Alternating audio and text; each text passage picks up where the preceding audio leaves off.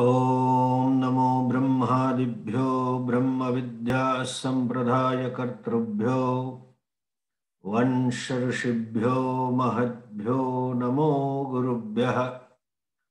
सर्वोपप्लवरहितः प्रज्ञानघनः प्रत्यगर्थो ब्रह्मैवाहमस्मि ब्रह्मैवाहमस्मि। ओम शांति शांति शांतिः। श्रुतिस्मृतिपुराणानामालयं करुणालयं नमामि भगवत्पादं शङ्करं लोकशङ्करं। शङ्करं शङ्कराचार्यं केशवं बादरायणं सूत्रभाष्यकृतौ वन्दे भगवन्तौ पुनः पुनः। ईश्वरो गुरुरात्मेति मूर्तिभेदविभागिने व्योमवद्व्याप्तदेहाय दक्षिणामूर्तये नमः। अज्ञानतिमिरान्धस्य ज्ञानाञ्जनशलाकया चक्षुरुन्मीलितं येन तस्मै श्रीगुरवे नमः। ओम।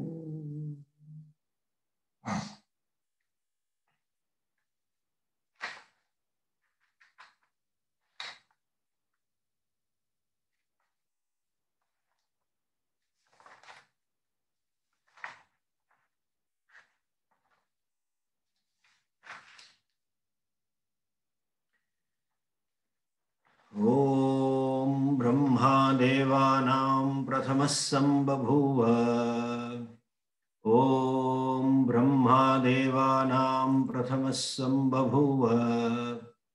विश्वस्य कर्ता भुवनस्य गोप्ता विश्वस्य कर्ता भुवनस्य गोप्ता स ब्रह्म विद्यां सर्वविद्या प्रतिष्ठां स ब्रह्म विद्यां सर्वविद्या प्रतिष्ठां अथर्वाय ज्येष्ठपुत्राय प्राह अथर्वाय ज्येष्ठपुत्राय प्राह अथर्वणेयां प्रवदेत ब्रह्मा अथर्वणेयां प्रवदेत ब्रह्मा अथर्वातां पुरोवाचाङ्गिरे ब्रह्म विद्याम् अथर्वातां पुरोवाचाङ्गिरे ब्रह्म विद्याम् स भारद्वाजाय सत्यवहाय प्राह सभारद्वाजाय सत्यवहाय प्राह भारद्वाजो अंगिरसे परावराम भारद्वाजो अंगिरसे परावराम शौनको हवै महाशालः शौनको हवै महाशालः अंगिरसं विधिवत् उपसन्नः अंगिरसं विधिवत् उपसन्नः पप्रच्छ अंगिरसं विधिवत् उपसन्नः पप्रच्छ कस्मिन्नु भगवो विज्ञाते कस्मिन्नु भगवो विज्ञाते सर्वमिदं विज्ञातं भवतीति सर्वमिदं विज्ञातं भवतीति।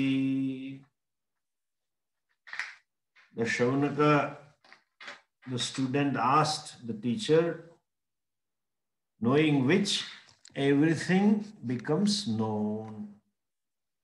And yesterday we discussed that he knew either by Samanya Buddhi or by his study of the Shastra and exposure to the tradition that there is something which one needs to know, knowing which everything becomes known. He may also be knowing Brahman, but he wants to know what is that Brahman. When he says, Kasminnu vignate sarvamidam vignatam bhavati, knowing which everything becomes known, he doesn't expect an answer in one sentence, that is Brahman. No. He wants to know the nature of that thing, knowing which everything becomes known. That is his question. And therefore, he it implies that he knew that there is something like that and approaches a teacher. Now, the teacher replies to him, Tasmai sahovacha,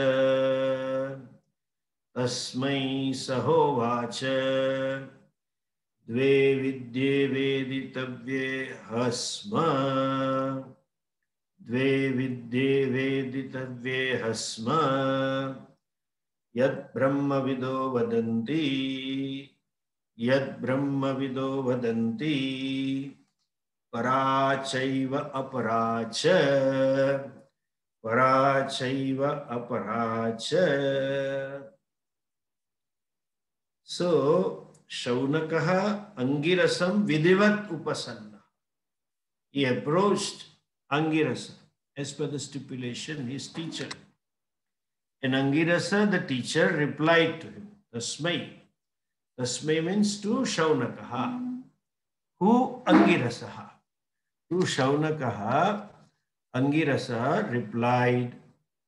What he said? Dve vidye veditavye. Iti Brahma vido vadanti. You know, those who know Brahman, those who know Vedas, those who know the truth, those who are wise people, learned people, they say, what? Dve vidye veditavye. There are two types of knowledge that one should gain. Hasma is indeed this indeclinable particles is in a sense of certainty. You should know there are two. Why two he stopped? That's the point we discussed yesterday in last point. The two is mentioned because Purvapaksham nirakritya Paschat siddhantaha vaktavya. The wrong notions, the wrong thinking should be negated. Mind should be freed from notions and prejudices or freed from misconception. And then only the knowledge should be imparted about what it is. And then only the thing will be understood as it is. Okay? Because if you look at the whole problem, fundamental problem, though we call it as Agnana Janya, born out of ignorance, and we have discussed time and again, this ignorance doesn't mean not knowing only. Not only I do not know, but I know something else as the Vastu. There is not only Agnanam, ignorance about things, but there is a Viparita Gnanam. I don't know that I am Satchidatma, but I know Aham Dukhi, Aham Samsari, Aham Alpa, etc. The whole problem is of notion. And based on this notion also, there are misconceptions and notions and prejudices all the way. In which sense? There is subjectivity in seeing the world. We don't see the world that is created by Ishvara. We don't live in the world created by Ishvara, as Swamiji used to say. We live in our own world. The world that is created by our own mind. There is always subjectivity in terms of likes and dislikes. Subjectivity in terms of looking at a situation. Subjectivity is based on your background, based on your unconscious, based on your past experiences and samskaras that one has brought, and based on one's upbringing and one's knowledge and everything. So there is all the way misconceptions. That the Vairagya, we have said, is nothing but learning to see the things as it is. That means being objective. That is Vairagya. And Raga is being subjective. Appreciation of the world is always subjective. Either I like it or I don't like it. I want it or I don't want it. Because there is a raga dvesha. So, that raga dvesha based perception I have, the raga dvesha based evaluation of the situation that I have, that is always creating problem. It is subjectivity. So first level of removing purva paksha, that means misconception, misapprehension. You don't see the world as it is to have vairagya. And the second level is to negate the Atma Buddhi. Mano Buddhi, Ahankara, Chittani, Naham, Nacha Shrotra Jivve, Nacha Prana, Grana Netre, Ityadi, that is all subjective misconception that has to be negated. And therefore, there is a krama, there is an order. The student has asked for only one vidya. Tasminnu bhagavo vignate sarvamidam vignatam bhavati. Knowing which I will know everything as though. He should have said, this is that vidya. But teacher says, dve vidye veditavye. One needs to know two types of vidya. What are those vidya? Paracha, aparacha. One needs to know paravidya and aparavidya.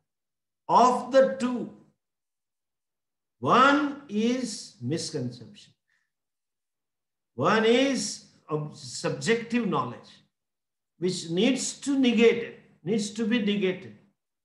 Another is the wisdom of the truth. What is it? That the teacher is going to tell in the next mantra. He's going to reveal it. This twofold knowledge, everyone has to know. What are they? And what is the krama apeksha? What is the order that is expected in it? That he says in the fifth mantra. Look at that fifth mantra. What are they?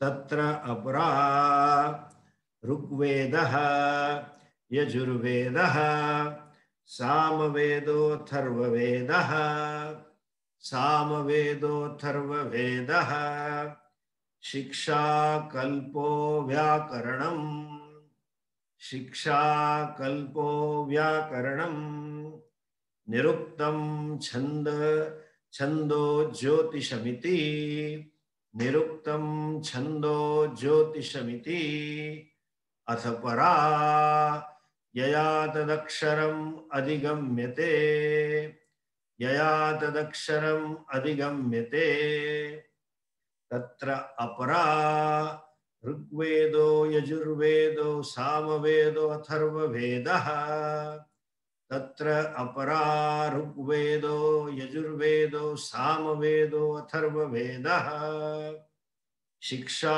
Kalpo Vyakaranam Niruktam Chando Jyotishamiti Shiksha Kalpo Vyakaranam Niruktam Chando Jyotishamiti Athapara Yayatadaksharam Adigamyate. Look at this. Tatra. Tatra means in that context. Among the two, what we talked about earlier, Dve Vidye Veditavye, one ought to know two types of Vidya. That's though among those two, Apara. What is Apara Vidya? He gives list. Rugvedaha, Yajurvedaha, Samavedaha, Atharva Veda.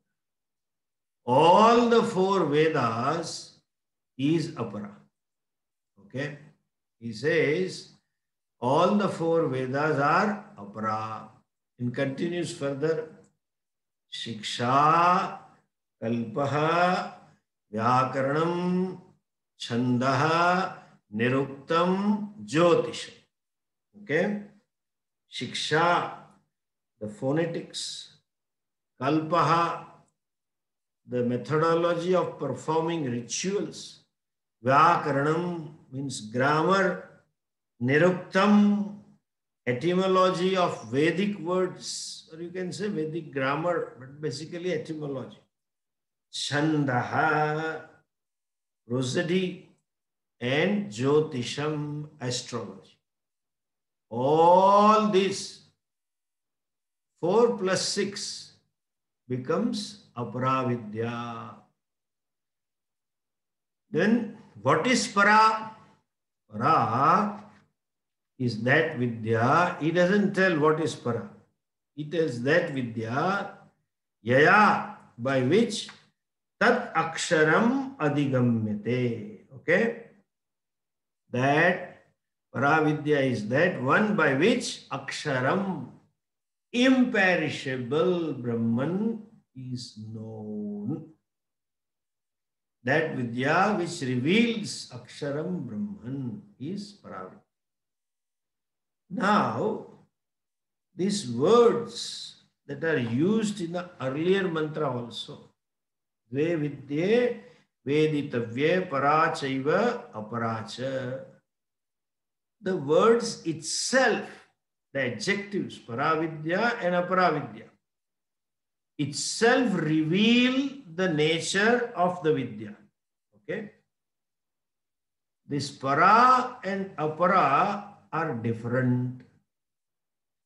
The word param means limitless.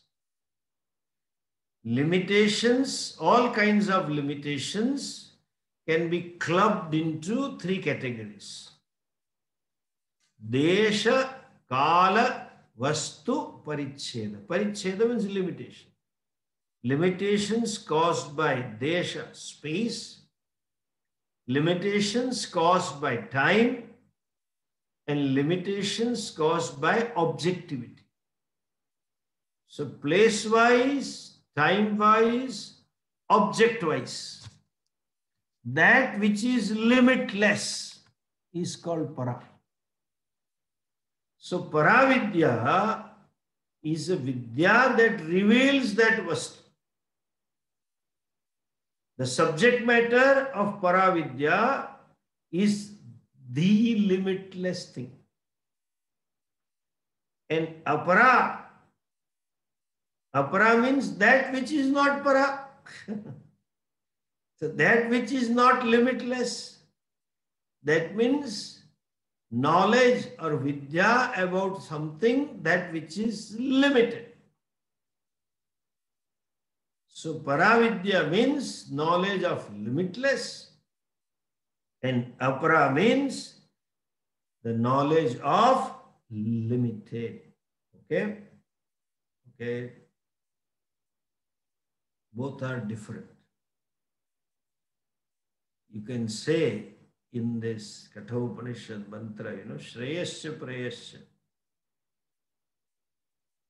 They are totally duramete viparite vishuchi. This para and apara, Shreya and Prayas, are totally opposed to each other. Why? The subject matter of both of them is different. The thing to be known is limitless in case of paravidya. And thing to be known in aparavidya is always limited. That means what? If it is a limitless thing, it must include me. I cannot be away from it. So, paravidya is vidya of the self, which is limitless. Satyam Gnanam Anantam Brahma. Satchid Anandam Brahma. So, the subject matter is I. And in other case, apara is subject matter is other than I. Means you can say world or object. Paravidya is a vidya about the very subject. Apara Vidya is a Vidya about anything other than the subject. That means object. You can say Atma Vidya, and that is Anatma Vidya. That being a case, so that Vidya, one who wants that Vidya should be totally different. You require a different mindset, different kind of qualifications to know Paravidya. And you require different qualifications to know Aparavidya. Some of you had attended Tattvabodha classes. I had elaborated that sadhana chatushtayam is necessary. Viveka, Vairagya, Shamadamadi and Mokshacha. That is required in Paravidya. But in case of Aparavidya, nobody asks. Especially when you fill up an application form for university admission, they ask you all kinds of details. In US, it's a big project by itself. So, filling up the application form is a project for the children. It takes how many days and times. They have to justify why they want to study the course and how they think that they are suitable, and all kinds of things they ask. Certain questions are missing in US form, but they are present in Indian university. They will ask surname, first name, father's name. Then there are certain questions. Caste. Are you BC, OBC?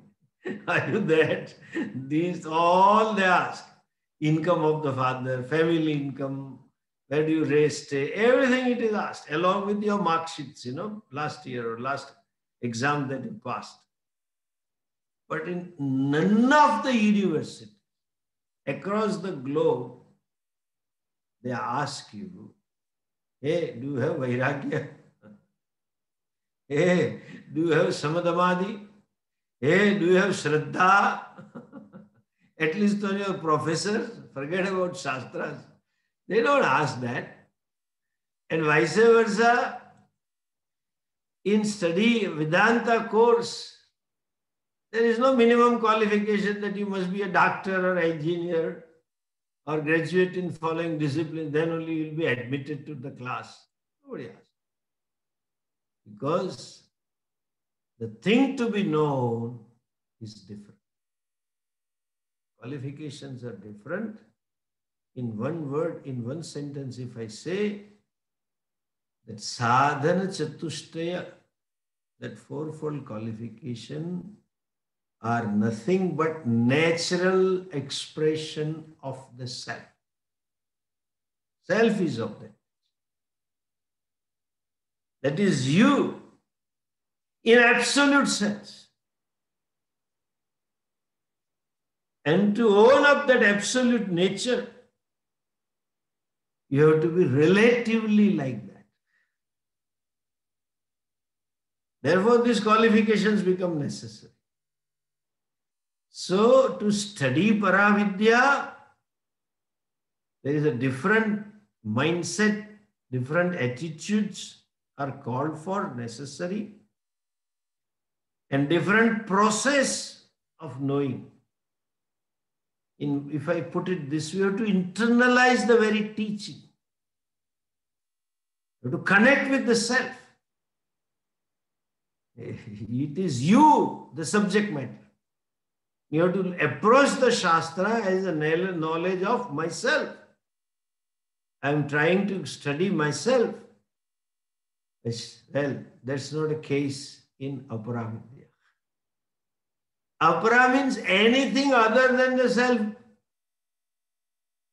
That includes all disciplines available in any university across the globe. Maybe Africa, maybe Japan, or maybe US, or maybe Europe, or maybe Norway. On the top. Anywhere. Scandinavian countries. Whatever they offer.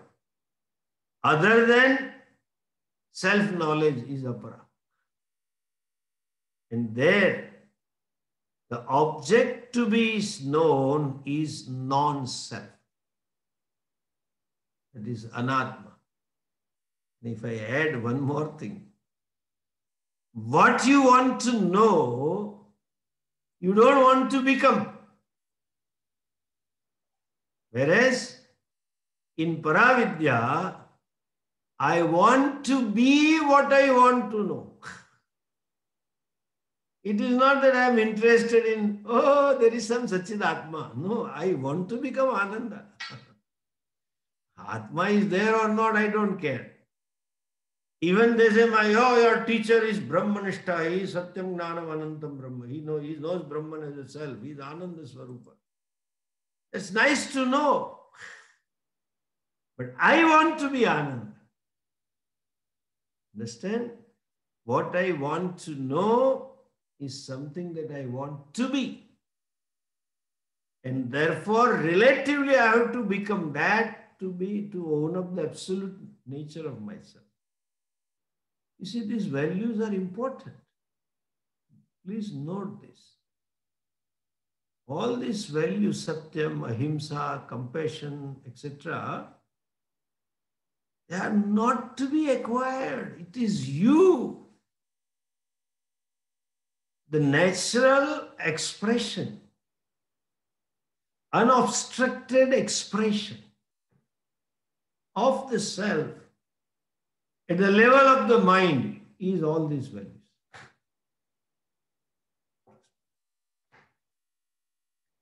Even the love is expression of self. These are all synonyms. Ananda, Shanti, Prema, Ananta, they are all synonyms. Compassion is a natural expression of the self. When it is compassion is there, there is no question of hurting. Therefore, there is a Vakya for wise person, the Shabda in the 12th chapter, Sarva Bhuta Hite Rata. All beings, Hite, Kalyane, Rata, they are engrossed, they are committed to moksha, committed to sukham of all the beings. Then how can that person be himsaka? All these values, even truth, etc., though this is not a subject matter, but I don't want to connect everything, but these 2, 3 I am connecting, that they are nothing but expression of the self in Vyavahara. Vairagya is expression of the self. Because Atma is Asanga. Guna guneshu vartanta iti matvana sajjate. Self is Asanga. So self being Asanga, that means it's a Virakta. It is natural. And that relative Vairagya one has to gain. And I have said this, it is not an action. It is knowledge. Your understanding is Vairagya. So, all these values are natural expression of the self. The subject matter being different, the thing to be known is thing to be. I want to become as though. In the beginning, fellow says, I want to become. There is no becoming. When you discover that I need not become, I am, that is moksha. The whole process of becoming comes to an end, that is moksha. And in case of aparavidya, I don't want to be that. You know? Like scientists doing research on animals. And he is doing research. There are 2 scientists, one doing research on donkey, and another doing research on frog. They don't want to be frog. He or she don't want to become a donkey. Our wife may tell him that you are one. Like your object of research. You conduct like monkey. But then he doesn't want to be that. No. That being a case, qualifications required for this Vidya is different. One thing, and that's a difference between them. Your approach, students' attitudes for studying this and other Vidya is different. And the phalam also is different. We will see in next mantra that para gives moksha and apara can never ever give. This person is interested in moksha. And he wants to know that Vidya by which Sarvavidam Vignatam Bhavati means I know the whole cause which is all pervasive, which is limitless, and that cannot be, I cannot be away from him. That means I want to know myself. Why does the teacher talk about Aparavidya? Because there is a krama. Why you have to negate that? What is the need to study that? If at all you have to negate it ultimately, why should I study? It is like, that good old story. When Mahatma had 3-4 disciples, they used to travel in those days from one village to another. And in the travel, they used to cook themselves, swayam paki.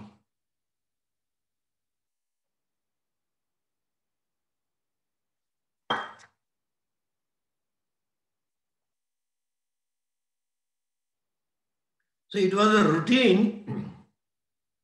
Wherever they halt, obviously Shishya's job is to cook and feed the Guru. So to prepare the dishes, the whole thing was, jobs were divided. One of them was to go to village and get the vegetables and food grains and etc., material necessary for cooking. Another one was to cook. And the third one was municipality, cleaning up the whole blessed thing. And the fourth one was Guru Seva. He has to massage the teacher and do all personal. Whenever they stopped, formally there were 3. The fourth one came and he claimed that I can do everything for you, sir. The one was taken away from this cooking and collecting the bhiksha and cooking and cleaning. One was kept as a personal assistant. One of the old students. The new one was given the job. So before they started, he said to all of them, look, this one who is going to village nearby, they always lived outside the village and they halted in a temple or some chautri. The Indian temple, Indian village always have some facility for these Mahatmas. So he said he was doing that, let him do that. And the fellow who was doing cleaning and winding up, he let him do that. The fellow who was cooking, I think he is good for my personal seva and he used to do cooking. He said, okay. So they all went and halted. And Guruji said to that fellow, go ahead to the village and bring the ration and vegetables.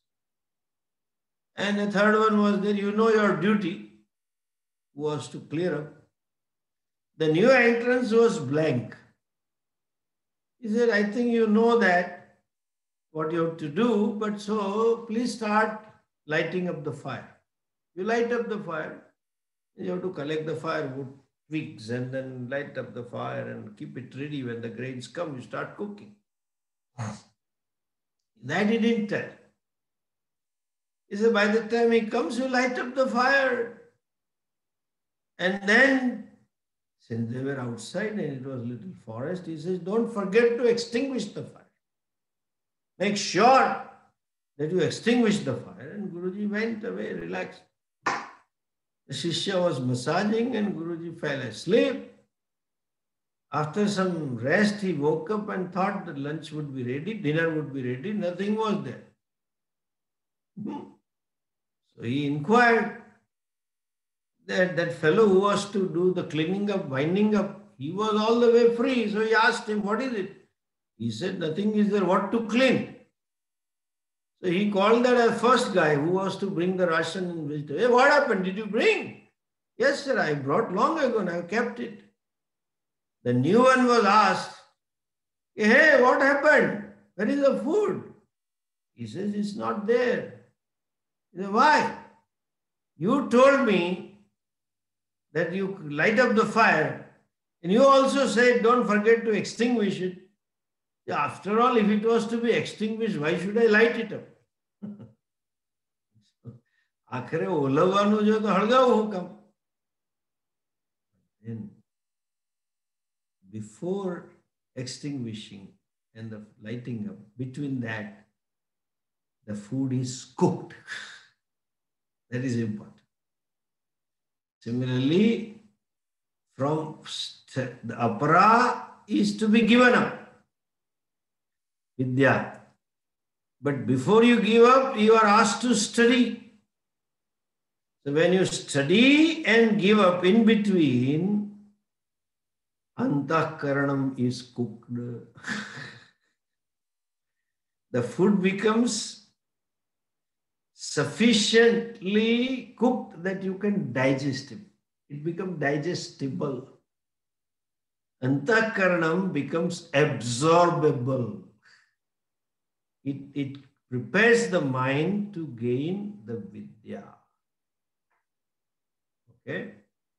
So, it is necessary krama. Though apara is not going to solve the problem of moksha that one wants. Apara is not going to give the wisdom about the vastu, yes, by knowing which everything becomes known. That's not going to give. If doesn't give, then why should I do it? No. They say, Varam duram pankat prakshalanat param. He says, before putting my feet or my clothes coming in contact with the mud, you come in a contact with the mud and then clean your feet. It is better that I don't come in contact with it. Similarly, if apara is to be given up, if apara is not to be pursued because it doesn't give me moksha, then why should I study? Better don't study and waste my life. He says, no. You have to study to discover that it is to be given. The discovery has to take place by yourself. You have to see the limitations. And having seen the limitations, you have to give it up. And in the process, the study of the apara vidya prepares you, gives you necessary readiness to pursue paravidya. Okay? In order to gain the paravidya. In Pujya Swamiji's language, if I say, what is the phalam of studying paravidya? The phalam, and what is the phalam of studying aparavidya? The phalam, the result of the paravidya is moksha, which is what you want. So why not I study straightway paravidya? No. Apara is necessary to prepare you for moksha. Is necessary to assimilate moksha. Exactly like Arjuna's question, no? Tat kim karmani ghore mam niyojayasi keshava. No? Yamishrene vakyena buddhim mohyasi vime tadekam vada nishchitya yena shreyam apnuya. Arjuna had asked for shreyas. And Bhagavan said that shreyas means moksha, you will get moksha if you gain Brahma Gnanam, Brahmistiti, etc. But you better do Karma Yoga. If I want moksha, and karma yoga is not going to give me moksha. Only gnanam, self-knowledge gives moksha. Why should I study karma yoga and pursue karma yoga? It is necessary. Necessary to prepare you for moksha. Similarly, krama apeksha, that you need to study aparavidya to gain necessary qualification, to know paravidya and gain necessary frame of mind to own up paravidya, to assimilate paravidya. Both are necessary. Or in other words, to get sadhana chatushtaya sampatti. When paravidya is pursued for a length of time, one acquires sadhana chatushtayam, which is prerequisite for paravidya. In our own words, Pujya Swamiji's words, if I say, study of aparavidya, pursuit of aparavidya gives you emotional maturity, gives you psychological growth, internal growth. One may grow up externally in terms of money and power and connections and possessions and whatnot. But to gain paravidya, param brahma, you need to grow internally, subjective growth. Subjective growth is maturity, emotional maturity. And in one word, what is emotional maturity? Capacity to accept the things as they are. In other words, to be objective. Maturity. This is how it is. Okay. Full stop. And this subject matter of paravidya is self. The self is very subtle. Anoraniyan mahato mahiyan. Atmasya jantor nihito guhayam. Very subtle. You require sharp and subtle intellect. Mere pure antakaranam, shuddha antakaranam is not enough. I know quite a few Hindus, they are very good person, in a real sense, gentlemen. This is a typical colloquial village Gujarati. Gentleman manas. Gentleman manas. સૌરાષ્ટ્રમાં એમ કે gentleman બાઈ છે પણ main બાઈ gentle lady ના કે gentleman બાઈ છે કદાચ એ બાઈ ભાઈ જેવા હશે કદાચ સ્વભાવ એટલે કહેતા હશે ભગવાન જાણે સ્વભાવે કે વર્તન એમના હસબન્ડ ને પૂછીએ જ ખબર પડે. Anyway, that you have to gain. They are very good at heart, but that cognitive sharpness and subtleness is missing. These are all typical Hindus going for satsang. All Mahatmas are talking same thing, which is not true. You think so. They listen to all the Mahatmas and there is no clarity. Each one is confusing to other, but they are so great they cannot be confused. They are so dumb. And they say the typical Hindi phrase, Kaan pavitra hota hai. Ear gets purified. That's all they do. You need certain subtlety. You need certain sharpness. That this is my word, this aparavidya helps you for cognitive growth and emotional growth. Cognitive growth is subtlety and sharpness. Emotional growth is being objective. Capacity to accept the things as they are. capacity to see the things as they are. I take the situation as it is. No reaction. Ah! No reaction. This is how it is. Fine. Objectivity. That's the emotive growth. Cognitive growth in terms of subtlety and sharpness of the buddhi, which is very much necessary. That is gained by paravidya, aparavidya, That means life experiences are necessary for one's growth. You cannot run away from this. As Puja Swamiji used to say, you cannot bypass emotions. You have to process it. You have to go through it and process it and grow out of it. Similarly, you cannot bypass your cognitions also. You have to grow about it. That is a krama. And what is aparavidya? He gives a list. Compared, this is all list compared of those types.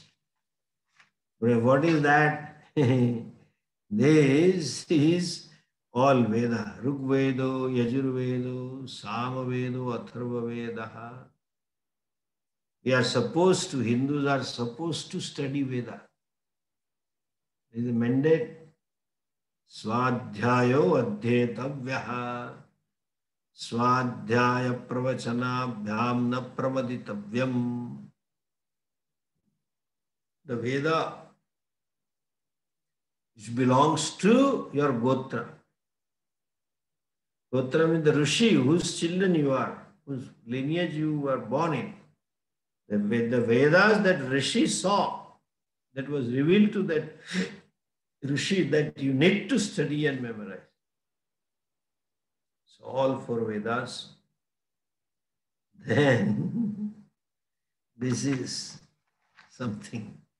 Shiksha. Shiksha means phonetics.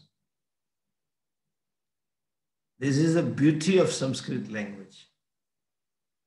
What it is? What is written, that alone is spoken.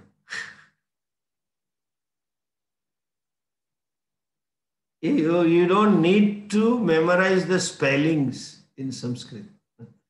You just need to know the word. If you know pata, it is pata. Oh, enter. You know gata, it is gata. Ga, enter. You know the room or a cottage, matha, it is ma, enter, matha. English not like. You know go, geo, go, and dio, do. It is not dio, do, but it is do. You have to remember the spelling. If dio is do, geo should be go. It doesn't happen that way. In English, what is written is not pronounced. And what is pronounced is never written. No, typical psychology. You write psychology, but the P is silent. You say psychology. National. National you write. But you don't say national. That's how true with all other languages. Sanskrit, what is, that is a script. Please understand. Sound and script are same. What you write is a script and a shabda. The shabda and the script are always same. Okay? Technically, we call it varna. Ka, kha, ga, etc. Varna. Alphabets, you can say. The pronunciation and the alphabets are same. But if you look at English, There are certain pronunciations about which alphabets are missing. Therefore, our Indians, when they go to US, their colleague find it very difficult to pronounce that name. Because they never had that alphabet.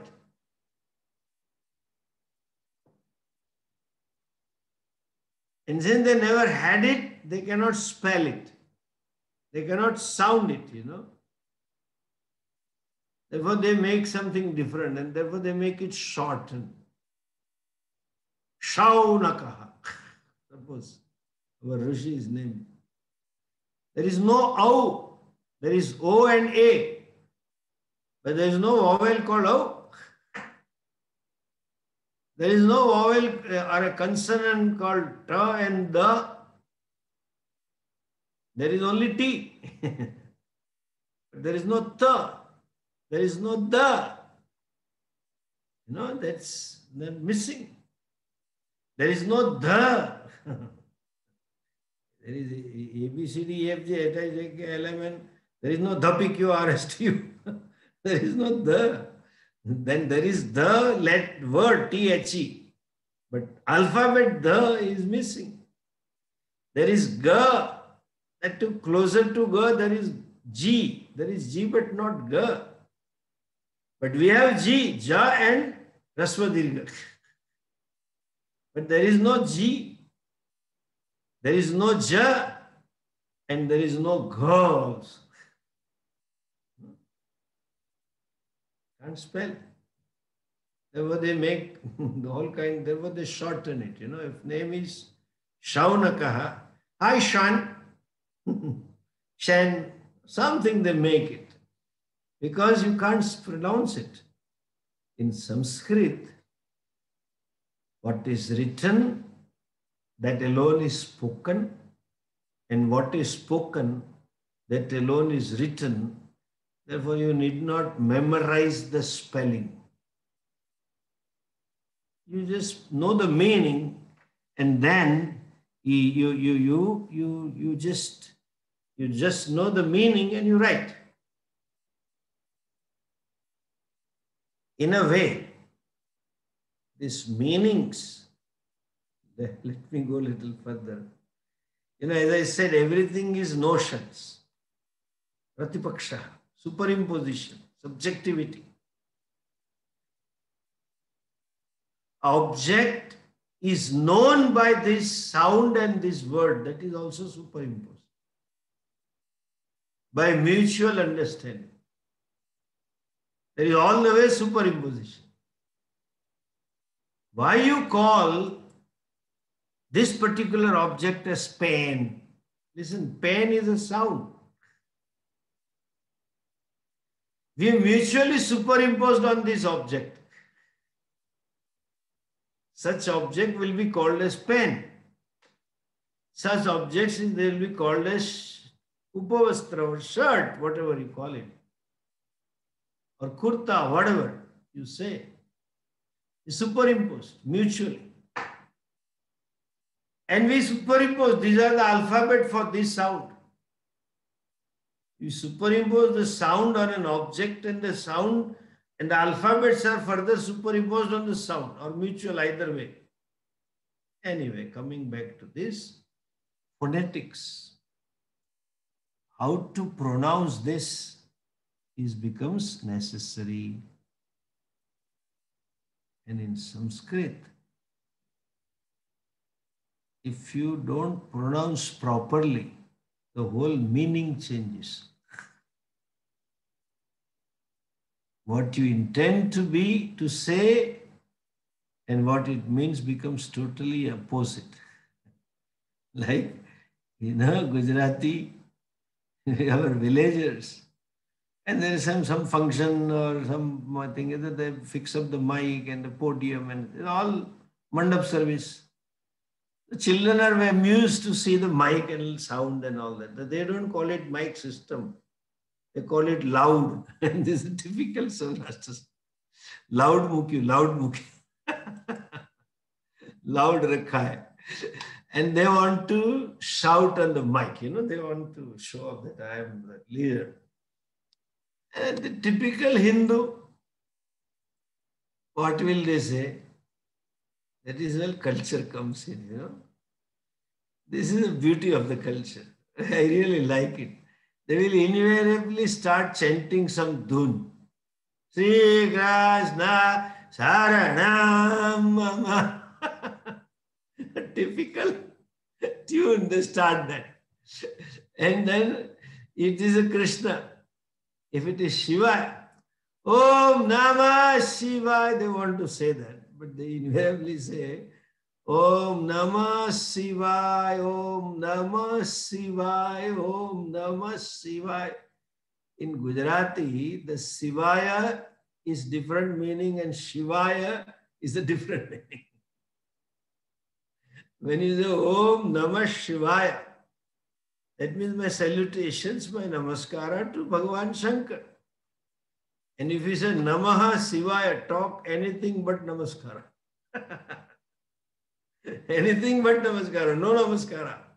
Namaha Shivaya. All meaning changes. So phonetics becomes necessary. Shiksha. First is Siksha, then there is Kalpaha. This Vedic dictionary, you can see, the language. What is the origin of the word? And in this context with suffix and prefix, what does it mean? It is in a prose order, or poetic, whole poetry, Kalpa, that where one needs to know. And Kalpa means, excuse me.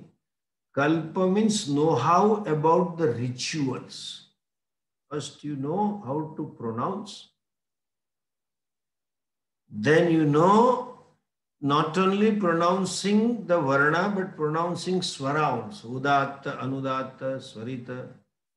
How long this vowel, short and long vowel should be lengthened. How much not. This sukta. Sahastra Shirsha Purushaha Sahasrakshas Sahasrapat Sabhumim Vishwato Vrittva Atyatishtat Dashangulam Purusha Evedagum Sarvam. This is all phonetics. Proper pronunciations of the alphabets and swaras also. If you make mistake in swara, whole meaning changes. The Indra Shatruhu is a famous story. The Danavas performed a ritual. May our enemy called Indra be killed, and there are swaras are there, and they changed the swara. So it meant the Indra's enemy be killed, so they got killed. So when having known the mantras, having known how to pronounce these mantras, one needs to know how to employ these mantras in a given ritual. At what time, with what oblations, which mantra, in which ritual I have to chant. That knowledge is given by Shastra called Kalpaha, Kalpa Shastra. In one sentence, know how about the Karma Kanda.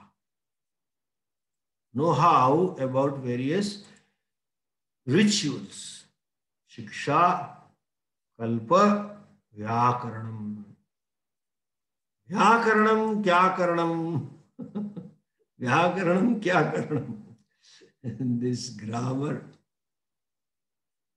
the rules, how to derive the word. Again, the beauty of Sanskrit grammar is because the language, most of the words, except few, maybe 5 to 10%, they're all derived from the verb by adding some suffixes and prefixes. and according to certain laws, it and etc. Why something goes and something comes and all that. So when you form a word, since it is derived from the root, it has a meaning. So the word that is used for a given object or a person reveals its nature also. Like Ramaha.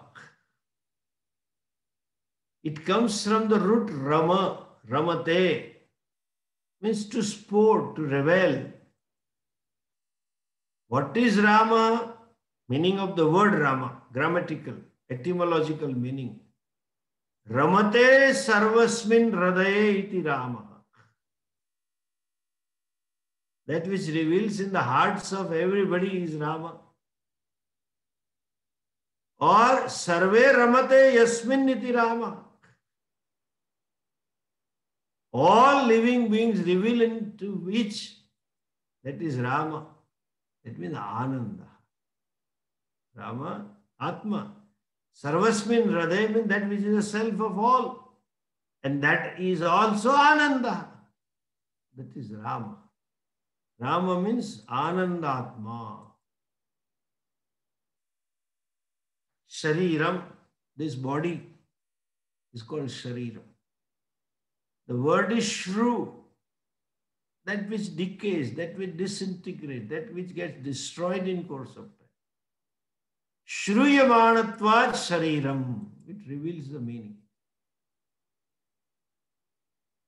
So, Vyakaran becomes necessary to understand the exact meaning of the word. And the meaning of the verb with certain prefixes and suffixes totally changes. Like, look at this example. Gama gacha, to go. Correct? If it is adhigachati, means to know. Anugachati means to follow. Altogether, Rama gachati, Lakshmana anugachati. The verb meaning changes. And the noun meaning also changes. So, Vyakaranam, when you know, one gets the clarity about the specific meaning of the word and ultimately the sentence. This Vyakaranam involves a lot of logic and a lot of memory. You have to remember all that. All the rules of Panini, which is so painful. Sometimes you feel wish that Panini was not born at all. Why should you have been taken but to leave grammar for me to study? I have come for Vedanta and all these sutras to be memorized. And then you should remember which sutra applies where. And this sutra, even though it looks applicable, it doesn't apply, etc., etc. Very complex. You develop logic also. Capacity to think analytically. The discriminative intellect gets sharper. Shiksha, Kalpa, Vyakaranam, and Niruktam. Niruktam is the dictionary. Dictionary about the Vedic words, their origin. Vedic grammar was different. Language was there. Language also always changes. New words come in, the old words go, etc. It keeps happening. Like in English, before 5-6 decades, they never knew this word, yeah, okay, yeah. They never knew, but Oxford had to incorporate this yeah. They had to incorporate this new word, Atmanirbhar, recently. Modi gave this word, self-reliant India it meant. But the Atmanirbhar, the weight of this person became so much that it became English word. Though it's a purely Sanskrit Gujarati word. Atma means self, Nirbhar means reliant. Self-reliant. You have to be independent country like that is, and that too only in economic sense. Self-reliant. But then it is to be added. Changes. Sanskrit at the time of Veda, grammar was different. By the way, for information, in Ramayana, this is how you see between the lines. When you study properly, Valmiki Ramayana, there is an episode that Hanumanji goes to Rama first time. When Rama came to Kishkinda, that mountain, and they were in the attire of tapas, the ascetics. Rama and Lakshmana but were holding bow and arrow. Sugriva was on the mountain, and he had a saving grace that Vali cannot come there. He was cursed. If you go there, you will be killed. And nobody other than Vali can kill Sugriva. So he felt safe. I can be here. I am safer. Anyone else I can manage, push him and kill him. But no, anyone else cannot kill me. So he felt safe. But looking at Rama and Lakshmana at a distance, he thought these look like very powerful guys. Are they sent by Vali to kill me? Maybe. No. Hanumanji is his minister. So he asked Hanumanji to go and inquire.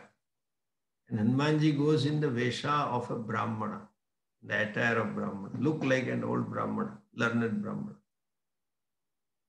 And the way he asked, when he finished his asking, Lord Rama gives him a certificate. Nava Vyakarana Panditoyam. This Brahmana is very learned and it seems to know 9 grammars. There is a grammar of Indra, grammar of Brahmaji, grammar of Agni, all Devatas had written. As the language changed, they wrote it. This is now the rules. All that Hanumanji knew. That means that Panini is not the last one. You can say Panini is the recent one. He is not the only one also, the recent one. That gives you Vyakaranam. Chinda, Kalpoa, Vyakaranam, Niruktam. So the etymology is different. Chandasam. Deal with various chandas like Anushtup, Trishtup, etc. Gayatri Chanda. Where to pause, where to shorten, where to lengthen, where to complete, etc. These chandas are there. And last one is Jyotisham.